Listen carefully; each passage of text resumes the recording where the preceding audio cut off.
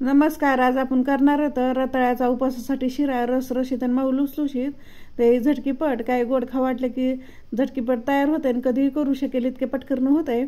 3 साहित्यामध्ये जास्त सामानही लागत नाही आणि चवीला एकदम खूप छान असा होत आहे. सर्वांना आवडेल असा रेसिपीला सुरुवात करू. हे 400 ग्राम रताळ्या घेतलेले आहेत. 2 ते 3 पाण्यात स्वच्छ धुवून घ्यायचे आणि असे तुकडे करूनच घ्यायचे, म्हणजे तुकडं जर केलं तर खराब असलं त्यामध्ये काढून टाकता येते.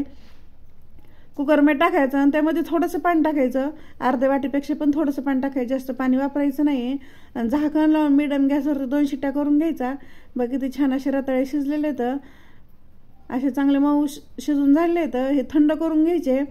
थंड करून झाले की ते साल काढून घ्यायचे. तर थंड झाल्यावर साल काढून घ्यायचे, मग लगेच मॅश करून घ्यायचे.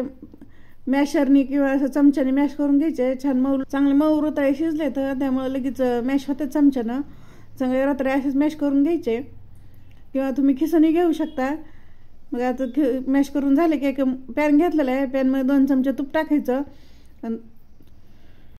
तूप गरम झालं की लगेच ते मॅश केलेलं रताळ आहे ते टाकून घ्यायचं. त्यामध्ये लो ते मिडियम गॅस करायचा, गॅस मोठा ठेवायचा नाही. लो ते मिडियम गॅसवरती त्याला चांगलं तुपामध्ये भाजून घ्यायचं आहे. जेवढं तुम्ही चांगलं भाजून तेवढं शिरा चवीला छान होते. 5 ते 6 मिनिटं लो ते मिडियम गॅसवरती भाजायचं, म्हणजे छान असं भाजलं जातंय.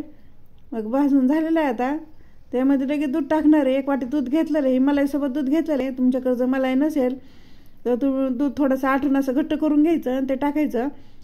दूध टाकलं की चांगलं हलवून घ्यायचं, म्हणजे त्यामध्ये गाठी वगैरे होत नाही. तर दूध लगेच ॲब्झॉर्ब करायला लागले रताळं. लगेच त्यामध्ये साखर टाकणार. अर्धी वाटी साखर घेतलेली.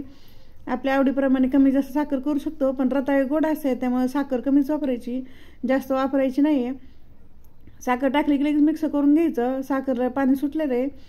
आता 3 ते 4 मिनिटामध्ये शिरा तयार होते, जास्त टाईमही लागत नाही आहे. मग सारखं हलवत राहायचं त्याला. आता घट्ट पण आलेलं आहे, पण अजून तयार झालेलं नाही. 1 ते 2 मिनिटासाठी करून घ्यायचं. बघा आता छान असा शिरा तयार झालेला आहे. पॅनमधनं असं एकसारखा गोळा झालेला आहे. त्यामध्ये छोटा अर्धा चमचा विलायची टाकायची. गॅस बंद करून टाकायचं आणि मिक्स करून घ्यायचं. गॅस चालू असताना टाकायचं नाही, म्हणजे खूप छान असं स्वाद येतं गॅस बंद करून टाकल्यावर. आणि शिरा तयार झालेला आहे. तडके पॅनमध्ये 1 चमचा तूप टाकलेलं आहे आणि त्यामध्ये काजू बदामचे तुकडे टाकून घ्यायचे. ऑप्शनल आहेत, नसेल आवडत नाही टाकलं तरी चालतंय. आणि ते तयार झालेल्या शिऱ्यावरती टाकून घ्यायचं आणि त्यावरती लगेच झाकण ठेवायचं 1 ते 2 मिनिटासाठी. आणि असं झाकणाला होल वगैरे असेल तर त्या लगेच एक कागद किंवा काहीतरी लावून घ्यायचं. 2 मिनिटानंतर झाकण उघडून बघायचं. खूप असा सुगंध येतोय तुपाचा.